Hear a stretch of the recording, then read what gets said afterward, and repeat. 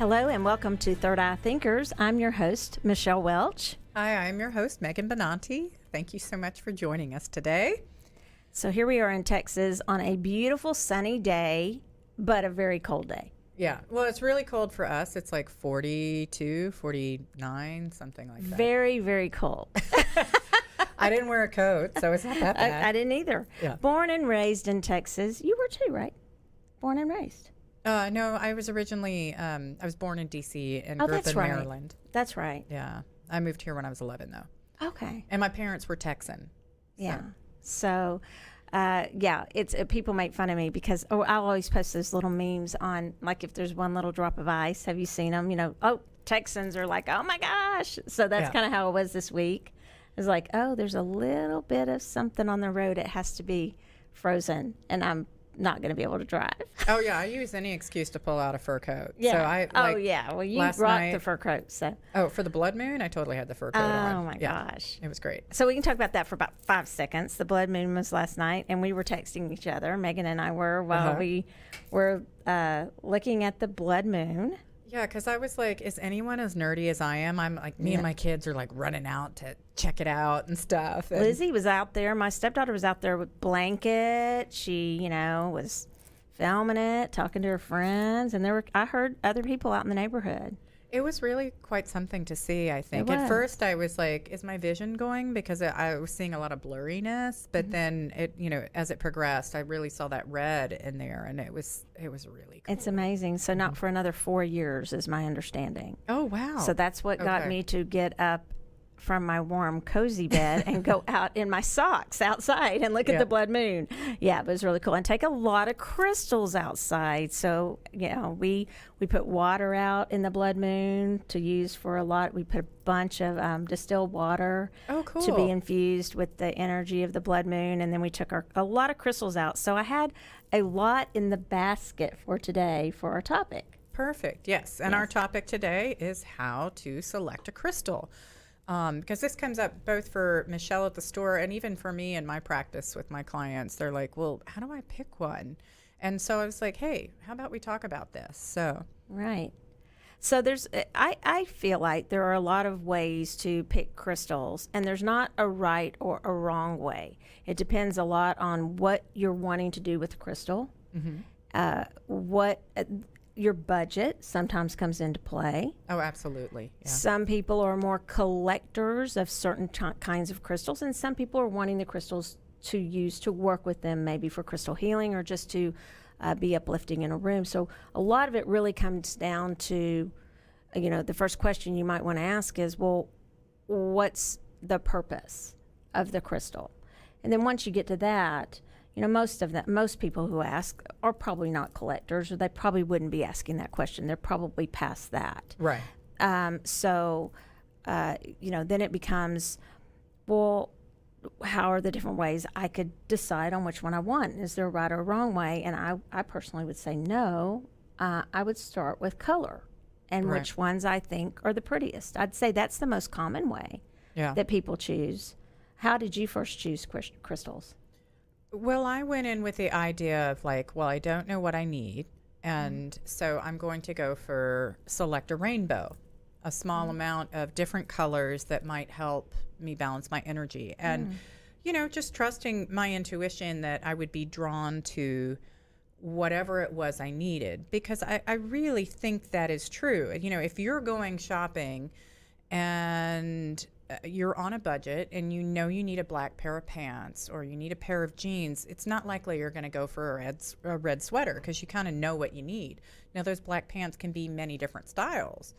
But so it's kind of the same thing with a crystal. You're going to be drawn to what you need. Well, I think that's kind of good advice that you just gave, too, because anytime you kind of have an intention of what you need when you go in, then you are going to be more careful to not necessarily buy the red sweater and the blue shoes and the purple bag or whatever, or everything in red that you saw. You go in for what you really were, you can kind of control yourself a little bit of what you're buying when you go into the crystal stores, or even to gem shows, mineral shows. It can be a little bit overwhelming So to have an idea is probably smart budget-wise.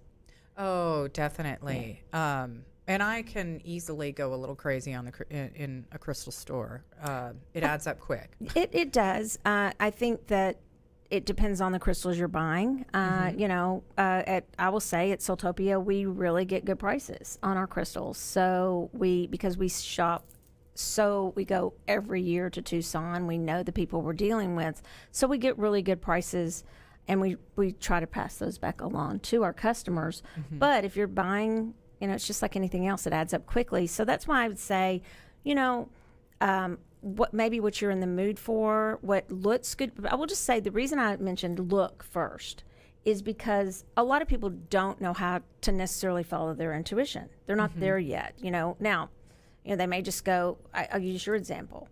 They may go into a store and have no idea what kind of black pair of pants they want.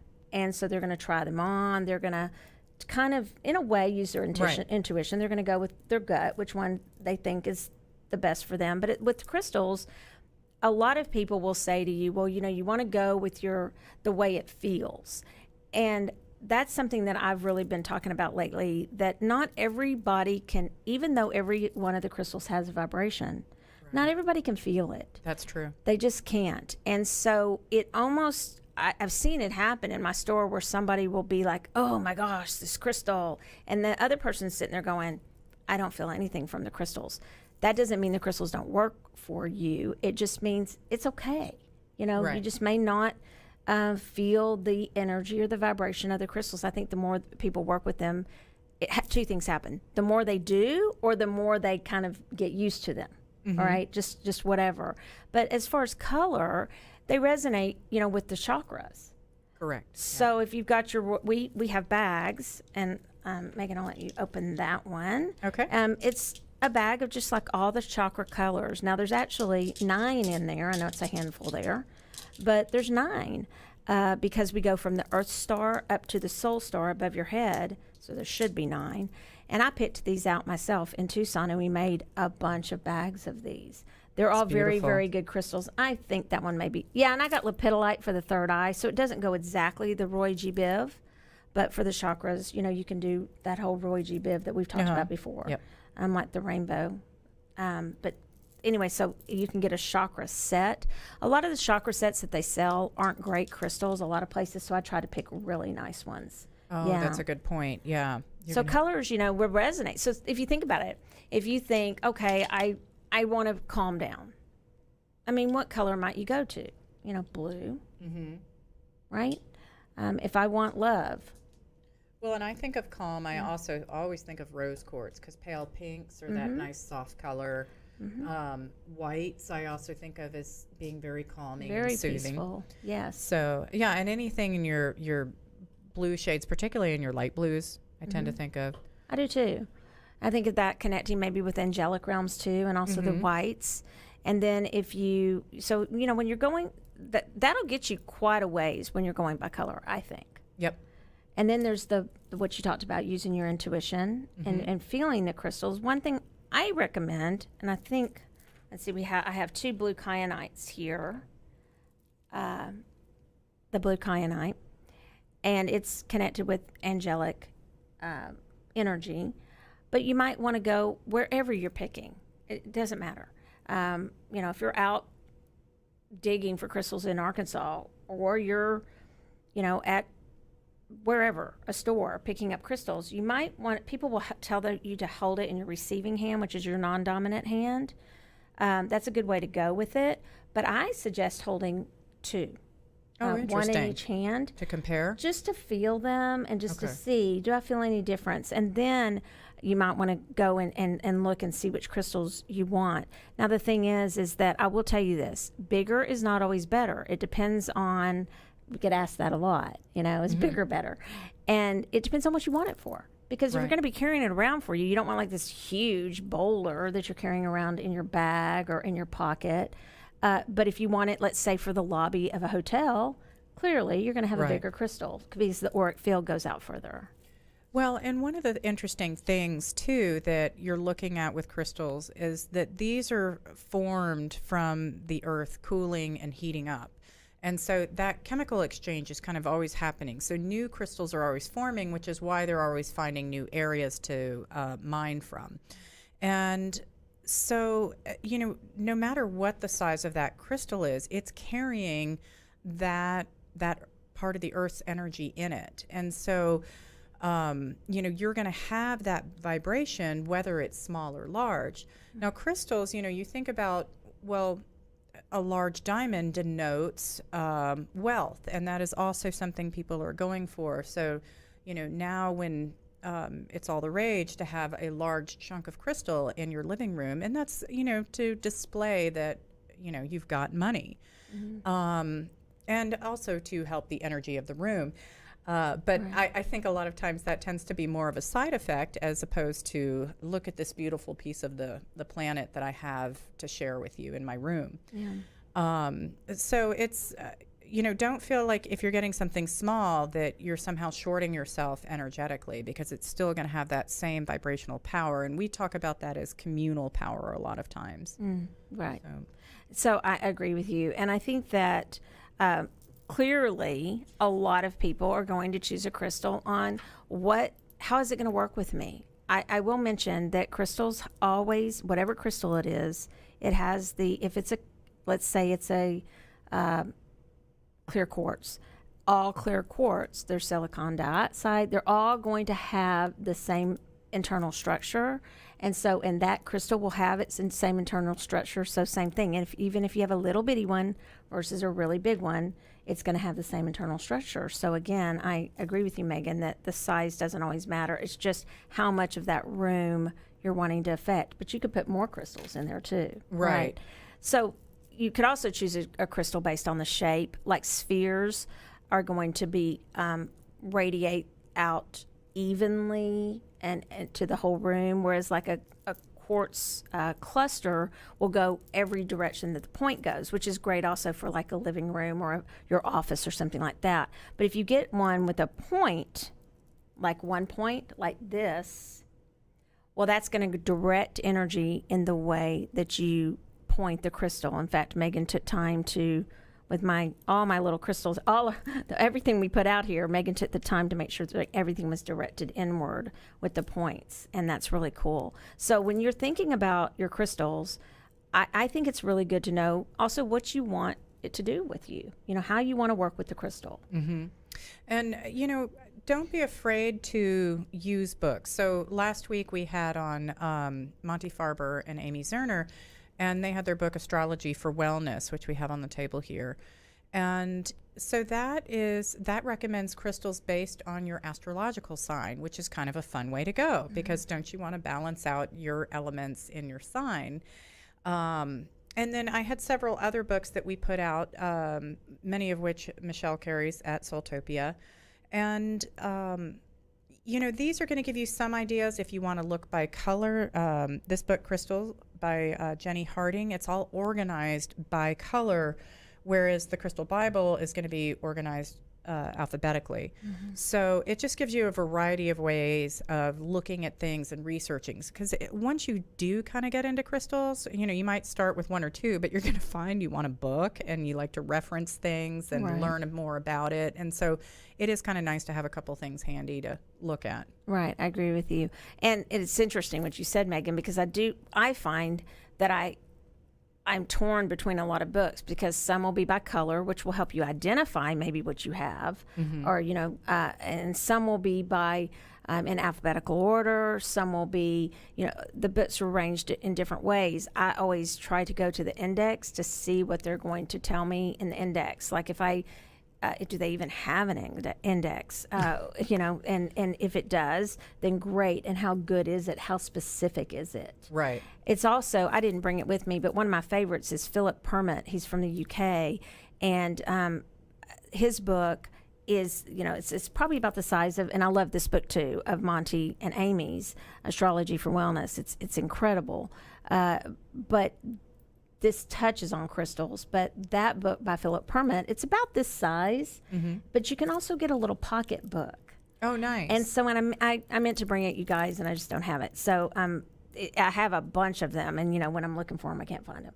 But just a little pocket size of that. And the Book of Stones by Robert Simmons, that's the same thing. It's it's in a big, big, big book, or you can get the little pocket book. So it's great to take when you're going crystal hunting. One little tip I will give you: if you go to mineral shows, I would not be dragging out your crystal Bible and the properties for New Age, whatever, because they see that. Now they're getting better about it, but they see that you're showing up you're buying based on properties, and that you're into the woo-woo of it, as opposed to the the geology of it.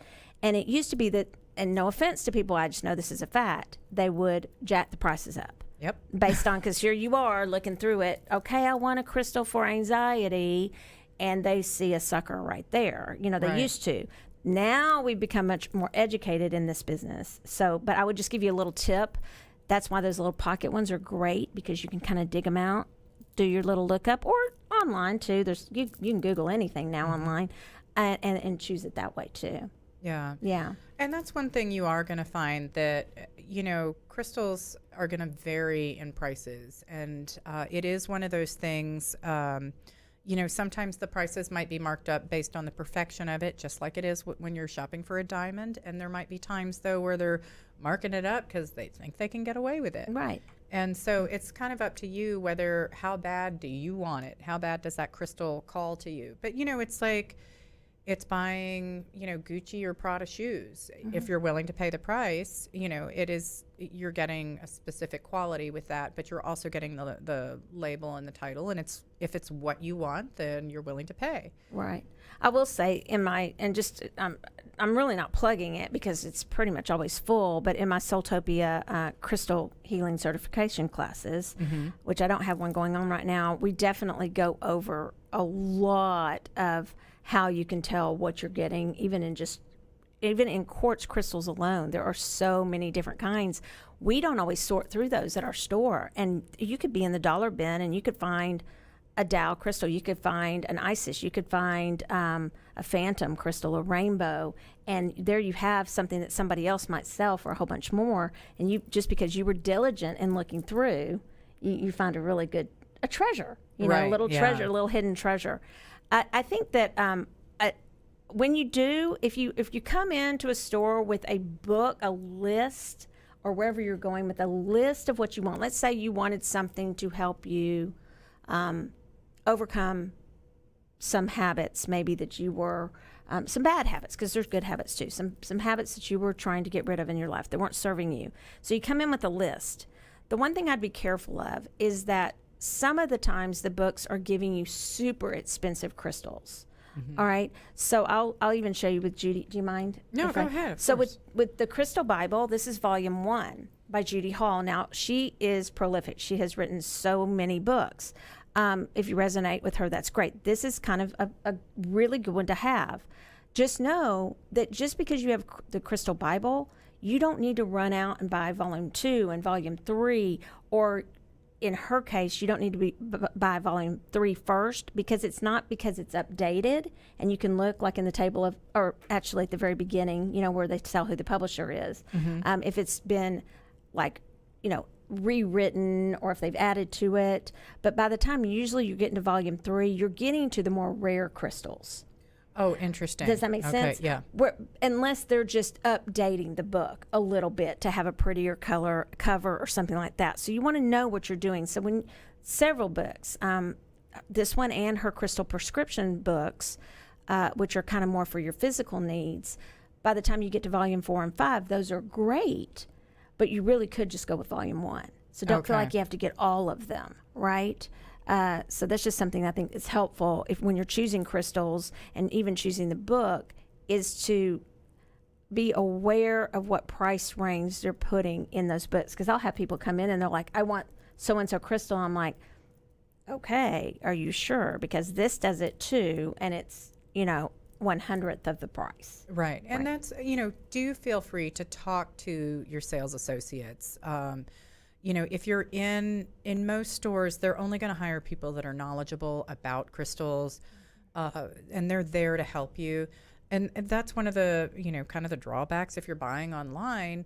You have to know your stuff and do a little bit of research ahead of time so that, you do know what you're getting into. For me, though, with buying crystals, I've bought jewelry online before, and it's never really worked out for me very well. And I have the same deal with crystals. I like to feel them. I like to hold them. I want to make sure the tips are good. If it's, like a quartz with a point. To me, it's hard to buy without seeing. And it's fine if you're buying beads, because those are not necessarily the best anyway. They're small chipped pieces that we're able to, shave down into beads. So They're lower grade. Yeah, exactly. Right. So you do kind of want to be cautious when you're, really spending money on what you're getting into. So I would agree with that. And I think, research, just like you would your stores, research once you're familiar maybe with the website. And there's a lot of good ones out there but we've actually had a lot of stories come in our store where they're like, yeah, here's my whatever. And they show it to us and we're like, okay, that's not that, but okay. Wow. Where they've gotten it somewhere. And again, you never know if that person has misled them intentionally, or I like to think that the person who was selling it they were misled. They weren't told that it was the correct crystal. I'd like to think that. Another thing you can do when you're choosing your crystals is, and I think we touched on the topic and getting that list down, but you also can, just like Megan said, just go in your stores and just ask, this is kind of what I'm wanting crystals for, and they will know. We have sheets to hand to people, little cheat sheets. We have cards with our crystals, and most places do, that will give you a little list of what the crystals are for, and that's really good too. I think that another fun way is to choose, in one way, we had a pendulum show, right? So as you're going to tell you guys, you can choose with your pendulum too. So you could narrow it down and you could say which side of let's see on this grid, which crystal do I need today to work with? And you would say, show me, and I feel like it's going to go to this side. And then you can narrow it down a little more, and then you could choose your crystal with a pendulum. I would not recommend going over one by one by one by one by one. Get into the area, because you might irritate some people behind you, and you'll just be there all day. It's fun. We do have people that come in and they're there all day, which is great. But if you want to know the crystal, quickly, then you might want to narrow it down. Another way is randomly. Is to just choose by random. Right. So I was going to have Megan show. So I always have my bag of little crystals. These are small. And I would just ask for Megan to draw out one crystal. Let's just say she was coming in and was going to buy one crystal. And she got a rose quartz today. And so then I could tell her, she knows what a rose quartz is.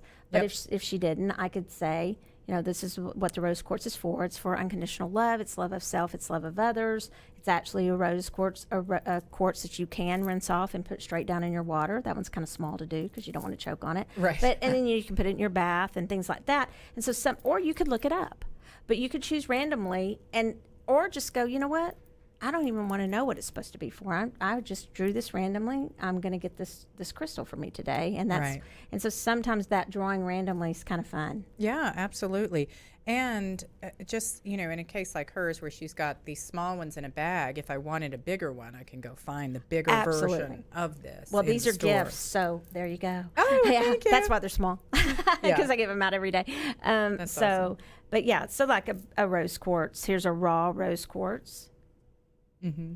So and pretty. then, I think we put out some other rose quartz. And then like an example of just one. Like, let's say you were let's go back to that Breaking Bad Habits. This Botswana agate is actually known for helping you stop smoking.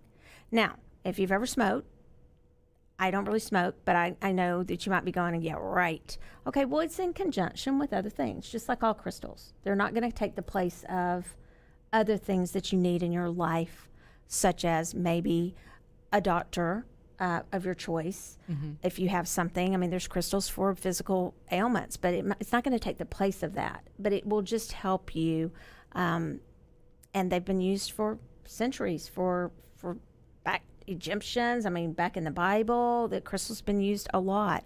So that's just an example of why when you might have a subject and then you could look it up, or you could ask your salesperson and they could tell you that's what that's for. Yeah, that's Okay. awesome. Yeah. So there's lots of ways. Yeah. Well, and today, Michelle was like, hey, are we doing crystals and plants? And I said, well, I don't think we should do a crystal. Just bring everything you've got. These roll out in the moon and the blood moon. So yeah. So she brought a sample so you guys can really look at some and get some ideas of both the raw form and the polished form, which is always really pretty. And then I went ahead and brought in a plant because I thought, well, what would be helpful in opening up my intuition to help find the right crystal? And so I brought in the Northern Lights black spruce.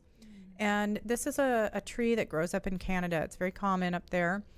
And it was used by the Lakota Indians in a lot of ceremonial uses. And it was to connect with the higher spirit, the greater spirit that was out there. But it also has a lot of medicinal properties. And so it's been very useful and was really cultivated by many of the Indians to heal wounds and disinfect the sap from that. So it's really kind of a cool plant. We don't grow it here in Texas at all. They're very, they're tall, big, beautiful pines or spruces, conifers. But good for respiratory issues, which also, of course, really connected with people going, right now, so many people are dealing with colds and flus and that kind of thing. So I was like, okay, this kind of has a double whammy. It is very different in fragrance than the blue spruce. And it's much more, they said it has, it's a deep wood smell. So it's not that kind of fresh, clean pine smell, but very deep woods. And then it's like the scent of a campfire burning nearby. Nice. Yeah. So to me, that has a very mystical, magical feel to it. And, and kind of, your intuition is this mystical, magical thing that we're working on getting in touch with on a daily basis. And so that's why I selected that. It is nice, spruces make wonderful essential oil sprays. Your spruces are going to be more expensive in your essential oil realm, but particularly the Northern Lights black spruce is going to be a big bang for your buck, because in my research of it too, it's particularly potent, and so you just need a little bit, and people were talking about really mixing it and diluting it down. So that's a great option for, if you're trying to open up your intuition or work on your respiratory issues. Right. So serves both purposes. Yeah. Just like crystals can do. Yeah, absolutely. Do you want to try to do a communal reading today? Sure. Okay. So I'm just going to clear out a little bit of space. Here, I'll slide. No, just leave those there because that's too much to mess with. And let's show their book. While you're doing that, I'll show this book one more time. So we Okay. just our dear friends, Monty Farber and Amy Zerner, their book, Astrology for Wellness, is available now. It's really good. If you missed that podcast, listen to it because it was really, they're lovely. oh, It's really so good. awesome. All right, well, let's do something a little different today. Instead of pulling a charm, Michelle, why don't you pull 2 crystals out of your bag? And as our listeners, if you will pick one of the crystals, then this reading, whatever she pulls out, that crystal, the reading will be for you. And just trust your timing on it, even if you're not watching the show live. I have gone back and listened to old shows, and I picked a charm, and I was like, oh man, that reading really hit home for me that day. It was just what I needed to hear.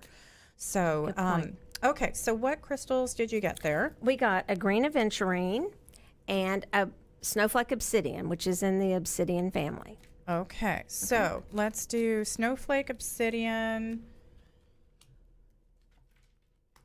And this is the Angel Tarot. Oh, what is this called? The Angel deck? Angels of Influence, I believe. Angels of It's Influence. beautiful. Beautiful deck, yeah. Okay. So, so we've got, for the Obsidian, we've got the Knight of Pentacles in reverse. And for the, what did you call that? It's the Hermit, and it's a Green Aventurine. And Green this one's a Aventurine. Snowflake Obsidian. Oh, pardon me. Yeah, no, it's good. It's just, it's not quite as Not as, not as in your strong, face. yeah. Yeah. Okay, sorry, we're taking a moment. And we're doing these number 1 or number 2, right? We're not reading together, is what you said. No, yeah, reading. I wasn't listening to the instructions very well. So people have either picked the snowflake obsidian or they've picked the green. It's perfect. It's the Green Aventurine. Green Aventurine. I love that name. Oh, okay, Hermit and Green Aventurine. That goes so well together because to me the Hermit is the adventurer. So if you pick the Green Aventuring, this is your time to kind of be a trailblazer. Now, it's not necessarily going to be easy because I do feel like there's part of this that you're going to have to do on your own. And that feels a little bit daunting because it's like, oh my gosh, why do I have to do everything by myself? But this also, I want you to think about it like this, like, oh my gosh, I get to do this by myself, that it's like really good for you. And always trust with the Hermit that you are guided by the light of God. And to me, that Green Aventurine is bringing in protection around that sense of adventure and exploration that you're going to be doing. Okay. On the Knight of Pentacles, and I've got a little bit on the Hermit, but on the Knight of Pentacles reversed, and I'm saying Knight, not 9, the Knight of Pentacles reversed with the Snowflake Obsidian, what I'm getting is, if you have drawn this one, Snowflake Obsidian is a very gentle obsidian that helps you. One of the big characteristics is it helps you make decisions. Softly ease into making decisions. And here this Knight of Pentacles is reversed. And I'm feeling like it's decisions regarding money going into, and the best way, even, I'm just going to be blunt, going into tax season. I just feel like the Snowflake Obsidian is going to help you know the best way to, what you're going to, how you're going to allocate your funds, and will give you some insight into, and it will gently prepare you for that if you maybe aren't in the place that you thought you were going to be in for it. And I hate to it's like, bring up taxes. That's like bringing up politics or religion, but it's just true. And when I see the Knight of Pentacles, for me, that is a card that comes up a lot around taxes and the IRS for some reason. So that's what I got on that one. And then briefly on the Hermit with the Green Aventurine. Green Aventurine is also known for, it's a heart chakra stone, but it's also known as the gambler stone. Ooh. And so this Hermit is saying, he's going in for enlightenment, and then I'm going to tell you to take a chance and take a risk, to it's okay to share what you have received as far as some inner knowledge with other people. I feel like they're going to receive you better than you think that they will. Oh, that's beautiful. Okay. Yeah. Did you have anything on this? Yes, on the Knight of Pentacles, I love what you said about taxes. I'm also feeling like there's a sense that you need to do some more research right now, and the decision will become easier the more that you learn, but there is some stuff that you've got to kind of work through, and it's that part of it might be a little daunting or not so fun. But that organization and that knowledge is going to really empower you in that decision making. So beautiful.